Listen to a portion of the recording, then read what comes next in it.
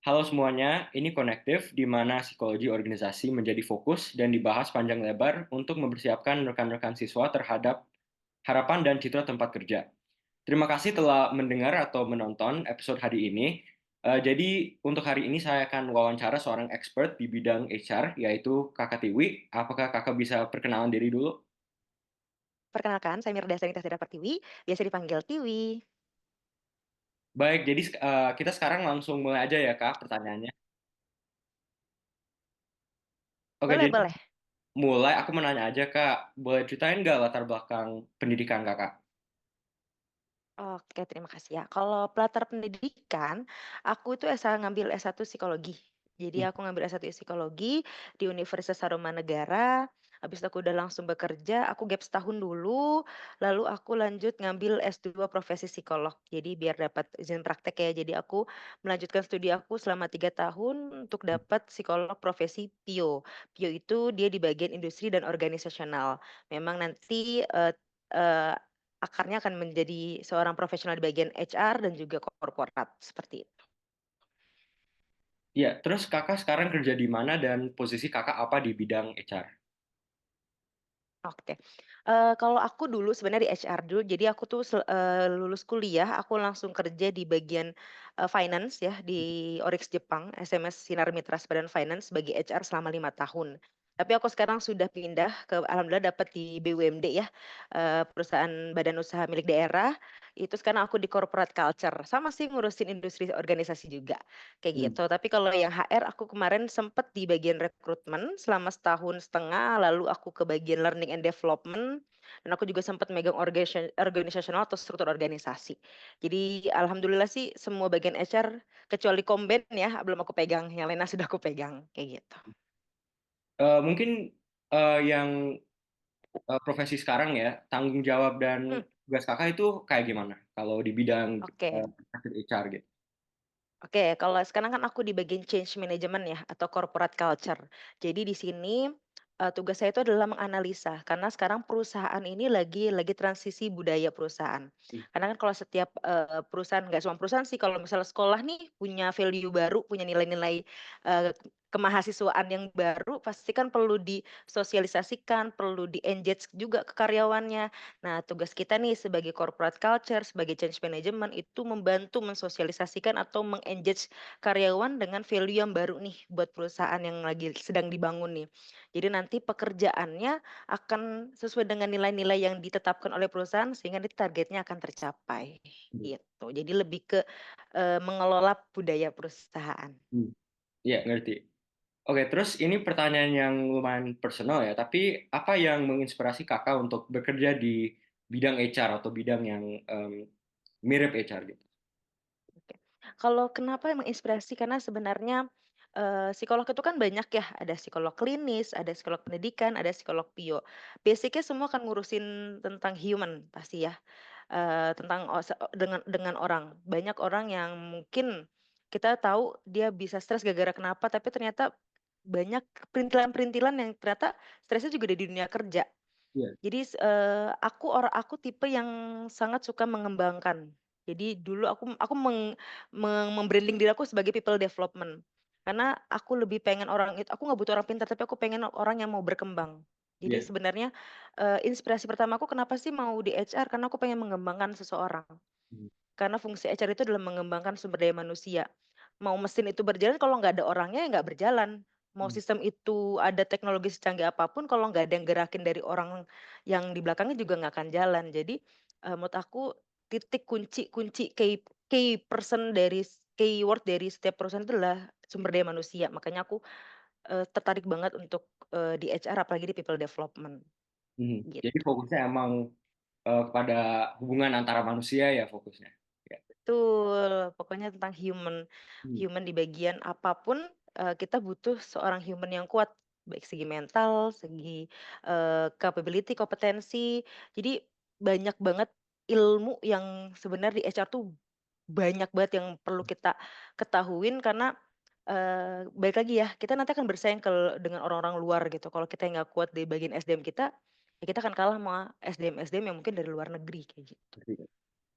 Oke, terus aku mau nanya, menurut Kakak, seberapa penting sih HR bagi suatu organisasi? Itu penting banget ya, penting banget. Kalau misalnya karyawan nggak digaji mogok kerja gimana? Pasti kan nggak berjalan dong bisnisnya ya kan.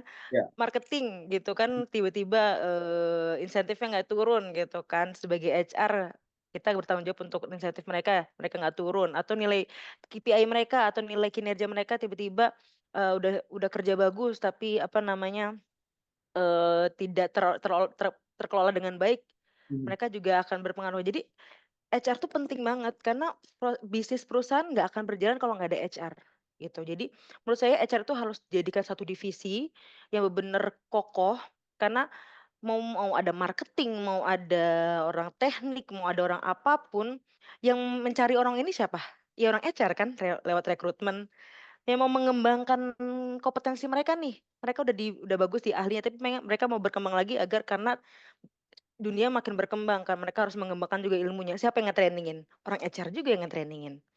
Yang mau naik promosi atau yang mau training atau yang mau naik gaji, siapa yang ngurusin? HR juga yang ngurusin, gitu. Jadi menurut aku sangat penting dan itu menjadi kunci keberhasilan suatu perusahaan sih. Setuju Ya dari setuju. tadi contoh-contohnya ya. Iya. Ya aku setuju, aku juga pikir itu HR itu bikin fondasi itu untuk sebuah organisasi ya. Betul, Oke, kayak jadi gitu. sekarang aku mau lompat ke pertanyaan yang lebih spesifik ya, yang lebih Mmm, terkait dengan topik yang saya emang mau diskusikan dengan kakak hari ini, yaitu hubungan oke. antara HR atau mungkin psikologi organisasi secara umum Mhm dengan lingkungan sekolah dan murid-murid. Jadi kan mhm. audiens untuk podcast ini itu murid-murid SMA kakak. Jadi aku mau nanya, Mmm. apa sih bedanya stres di tempat kerja dan stres misalnya di lingkungan sekolah? Oke, stres di lingkungan kerja merasakan basic-nya sepertinya sama, karena Hmm, beban, ya kan, iya, pasti. Stres itu, kalau kita lihat dari fondasinya pasti yang pertama adalah beban. Bedanya kalau sekolah itu beban dari sekolahnya atau tugas-tugas sekolah, di stres kerja itu bebannya adalah beban kerja dari satu tugas-tugas atau target-target. Dan satu yang bedanya lagi selain tugasnya, spesifik tugasnya, tapi juga kita juga beda siapa yang menuntut. Kadang kalau yang bedanya kalau di kantor, di kerja yang nuntut adalah atasan. Kalau yang sekolah yang nuntut langsung orang tua. Hubungannya lebih dekat dong pasti, ya kan? Di mana, aduh ini tuntutan dari orang tua kandung, nah udah yang ngurusin, yang bayar sekolah, ya kan? Maksudnya setiap siswa tuh pasti punya beban yang mana, aduh misalnya nilainya jelek gitu.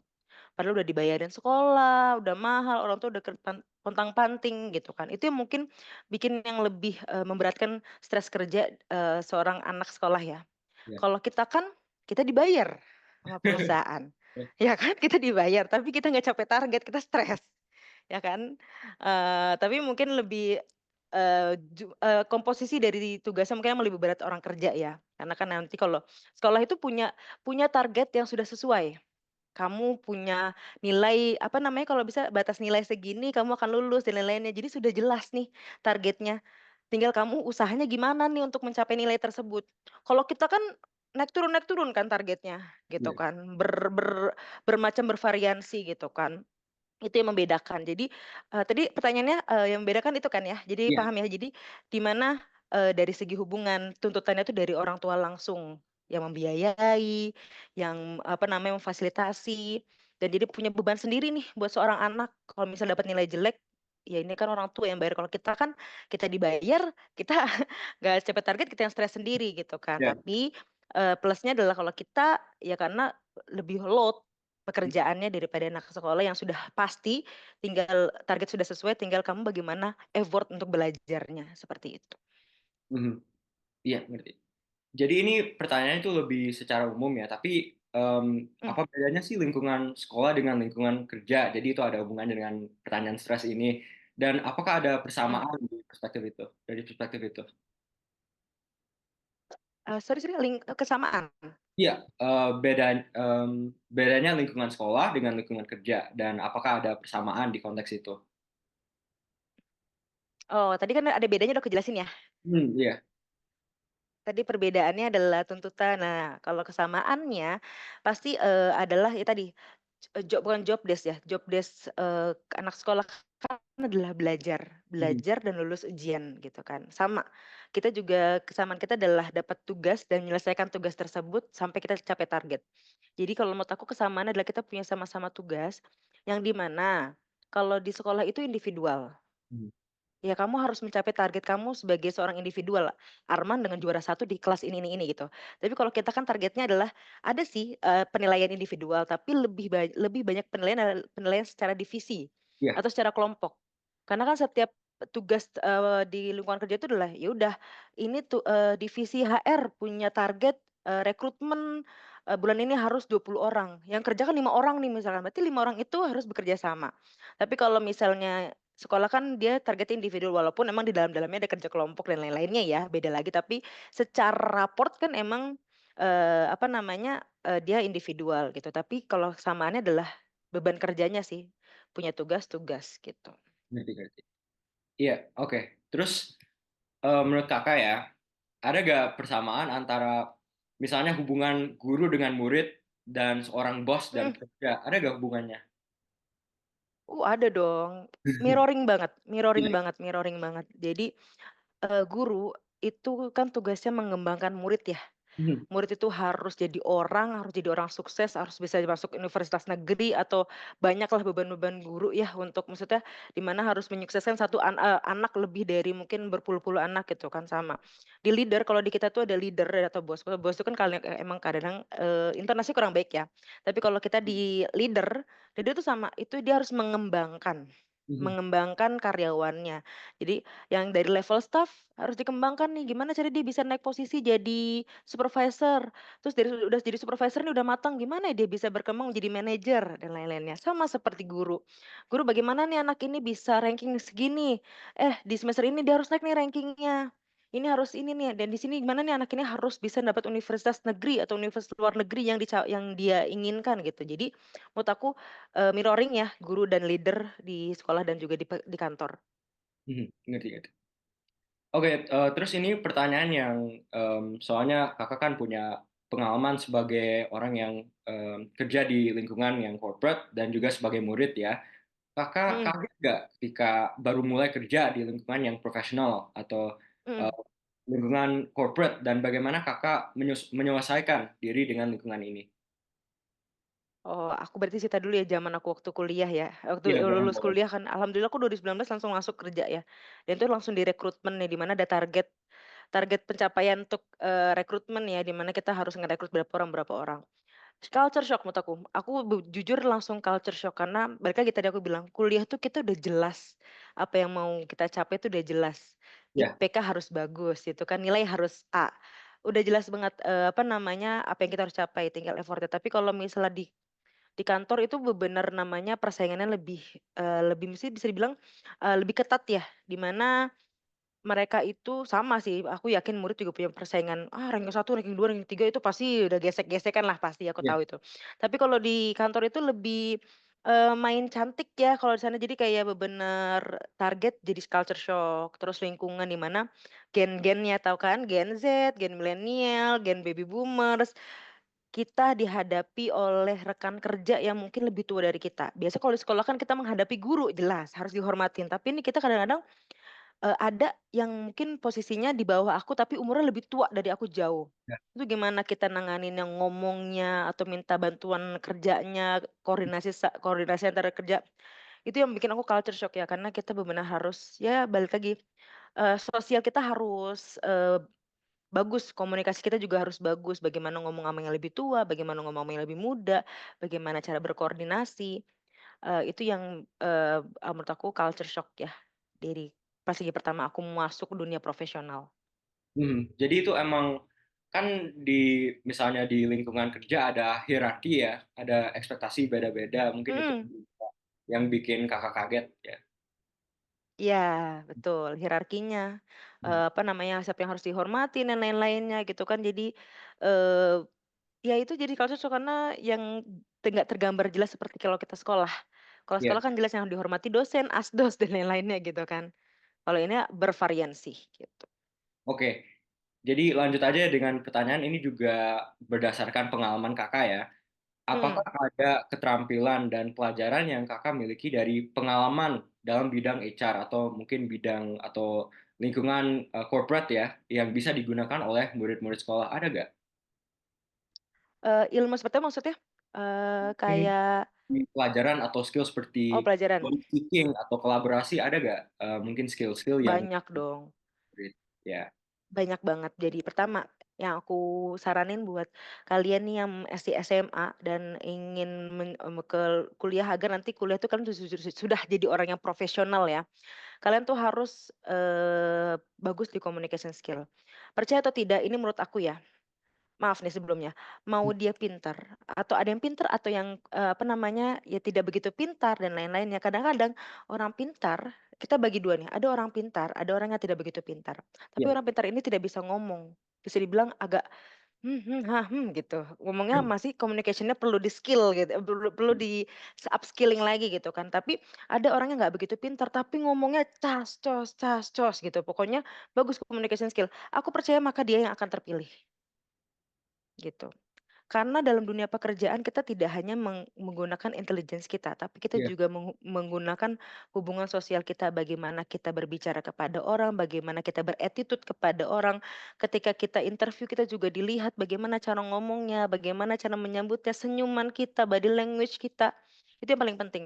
Jadi menurut aku sekarang anak-anak, SMA tuh harus udah banyak belajar tentang communication skill, personal branding, dan lain-lainnya karena itu apalagi kalian kalau misalnya wawancara masuk setahu setahu aku nih kalau misalnya masuk ke kuliah juga perlu ada wawancara masuk kuliah kan.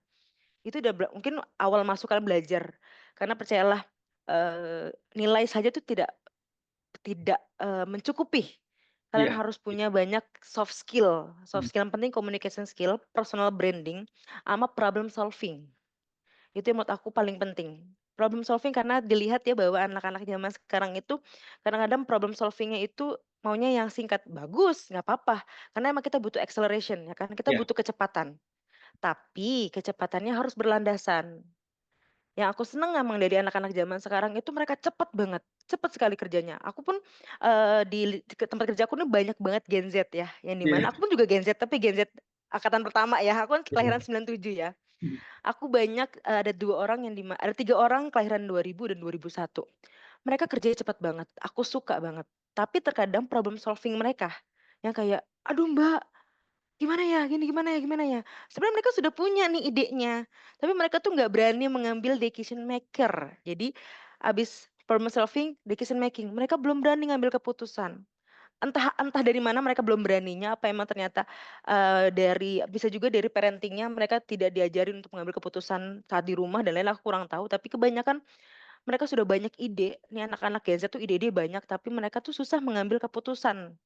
Itu yang mungkin aku juga greget ya, jadi banyak banget nih soft skill yang anak-anak tuh sudah punya basic-nya, tapi mereka, belum berani eksekusi, gitu. mhm, Tadi ya communication skill, personal branding, problem solving, sama decision iya, making. Menurut aku 4 soft skill itu penting banget kalian pelajarin anak-anak SMA ini yang mau kuliah, apalagi menentukan jurusan. Decision making-nya butuh banget kan. Sekarang tuh pasti lagi galau, Arman mungkin sih lagi galau, mau ngambil apa ya, mau psikologi kah, atau manajemen kah, atau apa. Wah itu dah diribetkan dengan pengambilan keputusan. Jadi menurut aku itu sih Arman yang harus kalian pelajarin ya, harus kalian belajar eksekusi untuk mengambil keputusan, iya. gitu. Makasih ya Kak. Jadi ini eh, lanjut ya dengan pertanyaan terakhir nih. Kayaknya Kakak Mhm. udah jawab deh, tapi ini mungkin ada saran untuk para pelajar yang berharap untuk masuk ke dunia korporat. Ada gak yang lain mungkin sarannya? Oke. Ini, mungkin, anak siswa ini maksudnya mau siswa mau masuk kuliah atau emang mau dia dari SMA mau kerja nih atau gimana? Mau Iya. spesifik atau gimana? Hmm. Hanya yang lebih spesifik itu yang mungkin mau kerja, tapi mereka gak tahu itu lingkungannya kayak gimana gitu. Jadi sarannya Oh, apakah mereka bisa oke lingkungan itu siap gitu. oke. Yang pertama kalau kalian, sebelum kita sebelum ke dunia kerja dulu ya, yang pertama kalian di bagian mencari kerja. Kalian harus yakin dulu nih kalau mau cari kerja apa passion kalian. Kalian jangan asal, yang penting kerja, lamar aja semua sampai 1000 di Jobstreet gitu kan. Tapi kalian nggak tahu nih, kerjanya apa, fungsinya apa. Nanti kalau sudah kejebur, masuk ke kerjaan terus tiba-tiba nggak cocok, kalian jadi keluar. Jadi kalian harus membangun fondasi dari awal dulu nih Arman. Kalian kalau milih kerja harus yakin dulu, jangan sembarangan pilih kerja. Pilih pekerjaan yang sesuai dengan passion kalian, yang sesuai dengan kemampuan kalian Iya, pastinya, kemampuan, kesukaan, dan lain-lainnya. Nah, ketika kalian sudah keterima, misal ternyata memang rezeki gitu ya, keterima di suatu pekerjaan tersebut, kalian pasti ada namanya adaptasi. Nah, biasanya di fase adaptasi ini banyak banyak yang tumbang. Banyak yang tumbang, banyak kayak, "Aduh nggak bisa nih, berat banget kerjaannya, nggak bisa nih gue diteken kayak gini-gini." Wah, banyak banget nih ya kan. Eee, nah, ini yang pasti dalam fase adaptasi yang aku saranin, pertama kalian harus selalu berpositif thinking. iya, Apapun yang kalian dapatkan itu sebuah ujian biasanya. Jadi iya, kalian kalau lagi dites dulu nih pertama, kasih itu kerjaan sampai bertumpuk-tumpuk tumpuk-tumpuk. Itu sebenarnya cuman di awal aja karena kita pengen melihat biasanya, apakah anak ini bisa nggak sih kerja di bawah tekanan gitu, apakah dia kuat gak sih dan lain-lainnya itu biasanya, di awal-awal. Jadi biasanya adaptasi itu yang aku saranin banget buat anak zaman sekarang, kalian mmm, harus jangan tertipu dengan korpat yang emang lagi ngetes kalian nih. iya, Harusnya dilawan balik, "Gue bisa nih, mau kasih berapa lagi berkas? Sini gue hajar," gitu. Itu, adaptasi. Nah, ketika sudah adaptasi dan kalian sudah melewati di mana gue bisa nih ngerjain sesuatu yang sebenarnya gue nggak suka. Walaupun emang sebenarnya divisinya divisi, karena kan kalau kita bekerja, kadang-kadang ada tugas yang di luar tupoksi kita atau tugas pokok fungsi kita. iya, Tahu kan? Jadi kayak misalnya harus belajar matematika tiba-tiba ada nih fisika muncul, ada nih kimia muncul gitu, sama. Kadang kita punya tupoksi nih, tugas kita nih, tapi tiba-tiba ada nih tupoksi lain datang datang datang, itu yang bikin banyak orang stres kan. mhm, "Ah, ini kan bukan kerjaan gue ini kan bukan kerjaan gue." Itu harus diterima dulu. Karena apalagi kalian awal-awal. Jadi, pertama jangan jangan berekspektasi tinggi dulu, karena kalian baru baru masuk, kalian belum punya pengalaman, kalian ambil pengalaman sebanyak-banyaknya. Nanti ada waktunya kalian akan di atas seperti mereka, yang punya pengalaman banyak, mmm, gitu. Diadaptasi ya. Nah, ketika sudah masa adaptasi, kalian akan namanya nemu zona nyaman nih, zona nyaman. Tapi hati-hati di zona nyaman. Jangan sampai kalian nyaman banget, sampai kayak nggak naik posisi, nggak mau naik ini jadi nggak berkembang. Jadi zona nyaman tuh harus nih. Saya nyaman nih, tapi kok saya nggak berkembang ya? Kok saya nggak naik-naik jabatan ya? Kok saya nggak naik-naik gaji ya? Itu juga harus kalian perhatiin. Benefit, gaji, lingkungan, toksik nggak atasannya, rekan kerjanya. Kerjaannya bikin kayak kadang-kadang nih, kalian tahu kan namanya work engagement? iya, Kadang-kadang kalau orang yang udah engagement, dia kerja tuh nggak tahu waktu, mmm, tiba-tiba waktu cepet banget, udah jam 5 gitu.